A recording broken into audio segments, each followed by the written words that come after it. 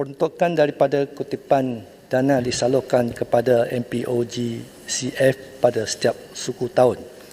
Sehingga Julai 2021, MPOGCF telah menerima peruntukan berjumlah RM8.02 juta secara keseluruhannya. Peruntukan ini akan digunakan bagi membiayai kos pengurusan dan program serta projek yang sedang dan akan dilaksanakan di bawah MPOGCF. Oleh kerana pandemik COVID-19 sedikit sebanyak telah menjejaskan gerak kerja bagi projek dan program di bawah MPOGCF, dalam hal ini daripada jumlah peruntukan yang terima sebanyak RM726,078 telah dibelanjakan sehingga Ogos 2021 merangkumi projek berikut. Pembayar Wildlife Rescue Unit RM722,476, yakni RM472,476 pada tahun 2021 dan RM250,000 pada tahun 2020. Projek konservasi harimau Malaya RM3,602. Perbelanjaan bagi projek-projek lain dijangka akan lebih banyak dibuat mengikut pencapaian dan kemajuan projek dari semasa ke semasa selaras dengan kebenaran pergerakan yang telah diberikan oleh kerajaan. Selain program dan projek di bawah MPOGCF sejak ia ditumbuhkan adalah seperti berikut. Program penanaman sejuta pokok RM2.26 juta. Program konservasi harimau Malaya 3 juta dalam 5 tahun.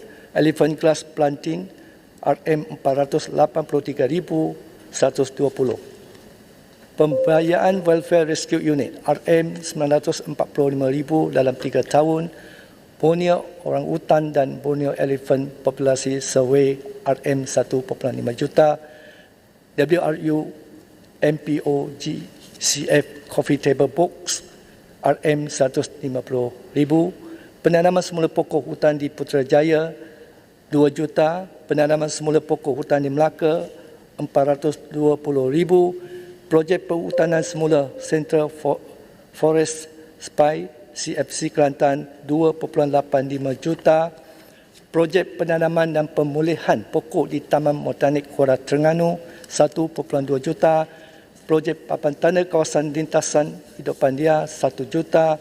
Verbena cabaran dalam pemulihan biodiversity dalam industri minyak sawit di Malaysia 39,300 dan penerbitan buku panduan amalan pengurusan dalam terbaik pengurusan hidupan dia di kawasan Pelangan sebanyak RM301,305. Sekian, terima kasih.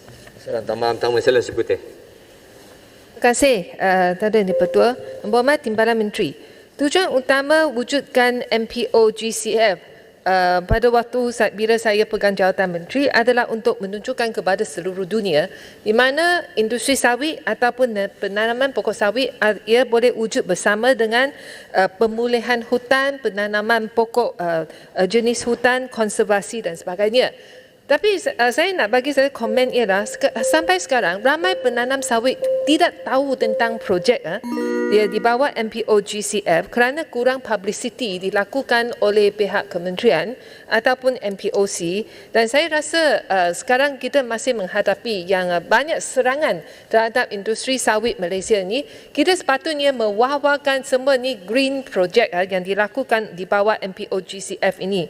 Adakah kementerian akan menjemput pakar konservasi, key conservation experts ataupun NGO di dalam ataupun di luar negara untuk bekerjasama dengan pihak kementerian ataupun MPOGCF dalam segala usaha projek konservasi ini dan penanaman pokok ini, supaya apa yang dilakukan oleh kementerian dan juga di bawah MPOGCF boleh disampaikan, mereka akan jadikan saksi kepada industri sawit Malaysia yang mana kita memang menuju ke arah untuk penanaman pokok dan juga menjaga haiwan liar di negara kita ini. Saya rasa yang usaha publicity secara meluaskan ini dalam usaha ini masih kita belum nampak kerana malah orang yang tanam pokok sawit, industri penanaman sawit di negara kita ni masih kurang tahu tentang projek ni. Terima kasih, Encik Putih. Sila Timbalan Menteri. Terima kasih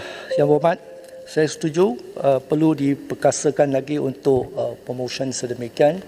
Tapi Yang Berhormat harus tahu bahawa untuk MPO GCF ni baru ditubuhkan hanya beroperasi pada 1 April 2021. Jadi banyak usaha digunakan dan apa yang berlaku ialah bekerjasama bukan saja untuk industri tapi juga across industri. Mesti kementerian-kementerian lain, contoh bagaimana untuk bantu dalam yang dikatakan bagi peruntukan yang saya katakan tadi, 3 juta untuk pemulihan Hadimah Malaya antara KESA, agensi kerajaan, MPOB. Jadi saya setujulah, saya ambil maklum bahawa pandangan itu dan kami akan memperkasakan supaya promotion ataupun promosi tersebut boleh dikerjasama bukan saja dalam negeri, dalam negara tetapi juga luar negara supaya expert datang untuk bantu kita membuat apa yang mencapai matlamat yang telah ditetapkan oleh kementerian. Sekian, terima kasih. Terima kasih, Timbalan Menteri.